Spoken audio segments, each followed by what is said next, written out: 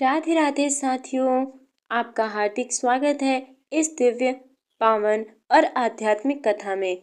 आज हम जानने जा रहे हैं मार्गशीर्ष मास की पंचमी तिथि, जो 9 दिसंबर 2025 को पंचम चंद्र दिवस होकर षष्ठी तिथि से परिवर्तन करती है। शास्त्रों में कहा गया है कि चंद्रमास का हर तिथि परिवर्तन केवल गणना नहीं, ये प्रकृति, ऊर्जा और मन की तरंगों का बदलाव है। तो आइए इस दिव्य पंचमी षष्ठी परिवर्तन के रहस्य को जाने और सुने उसकी पौराणिक अद्भुत कथा। सबसे पहले हम जानेंगे पंचमी क्या होती है और इसका रहस्य क्या है। पंचमी तिथि चंद्रमा के 5वें चरण को दर्शाती है। इस दिन चंद्रमा मनुष्य के मन और बुद्धि पर विशेष प्रभाव डालता है, इसलिए ये तिथि मानी जाती है। विद्या का दिन, रचनात्मकता का दिन, मन विकास का दिन और सौभाग्य का दिन। मार्गशीर्ष मास की ये तिथि और भी शुभ मानी जाती है, क्योंकि इस मास को स्वयं श्री कृष्ण का प्रिय मास कहा गया है। यही कारण है इस दिन की गई पूजा 1000 गुना फल देती है। अब हम जानेंगे पंचमी का षष्ठी में परिवर्तन। 9 दिसंबर 2025 की सुबह से लेकर दिन के एक भाग तक पंचमी तिथि रहेगी। इसके बाद चंद्रमा अपनी गति में अगले चरण में प्रवेश करेगा और षष्ठी तिथि प्रारंभ हो जाएगी। इस परिवर्तन का अर्थ है मन की स्थिरता, अर्थात पंचमी से कर्म और संतान सुख की ऊर्जा की ओर बढ़ना। शास्त्रों में लिखा है, तिथि बदलना केवल आकाश का गणित नहीं, ये आत्मा के भीतर ऊर्जा बदलने का संकेत होता है। तो भक्तों, अब हम जानेंगे पंचमी का महत्व। इस दिन को कई देवताओं का विशेष दिन माना गया है, जैसे माता सरस्वती, जो कि विद्या, संगीत, कला और ज्ञान की देवी है। दूसरी है स्कंद, अर्थात भगवान कार्तिकेय, जो कि शक्ति, साहस और संरक्षण के देवता माने जाते हैं। तीसरे हैं लक्ष्मी नारायण, जो कि मार्गशीर्ष में गुरुवार पंचमी का मेल विशेष फलदायी है। चौथे हैं सप्त मातृका की कृपा, जो पूरे कुल का संरक्षण करती है। अब हम सुनेंगे पंचमी और षष्ठी का सांकेतिक रहस्य, उसकी पौराणिक कथा। बहुत समय पहले देवताओं के लोक में एक सभा लगी।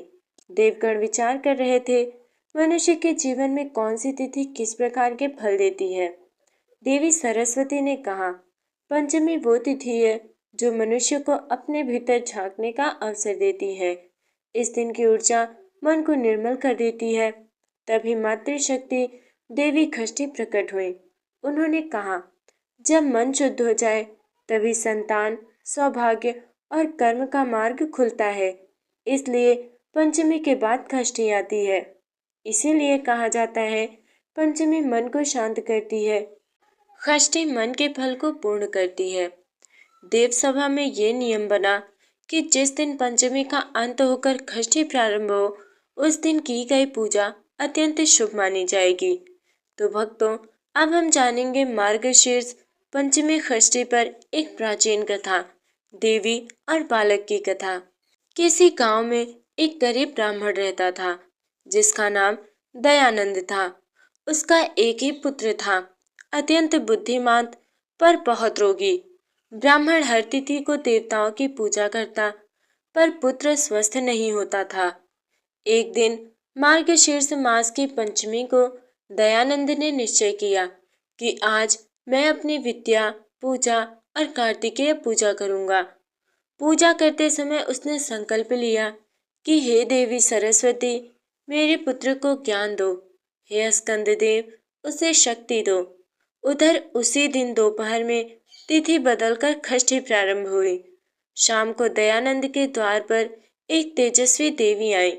वे बोली कि तुम्हारा बालक कल सुबह से स्वस्थ होगा। अगली सुबह पुत्र पूर्ण स्वस्थ, दयानंद के घर से रोग दूर हो गया और सौभाग्य का वास हुआ। देवी ने स्वप्न में कहा कि पंचमी ने मन को शुद्ध किया है और षष्ठी ने फल दिया है, इसलिए दिन चमत्कारी माना जाता है। अब हम जानेंगे उसकी पूजा कैसे करें और इसकी विधि क्या है। सुबह पंचमी में करें। जल से स्नान भगवान विष्णु, सरस्वती और स्कंद देव की पूजा करें।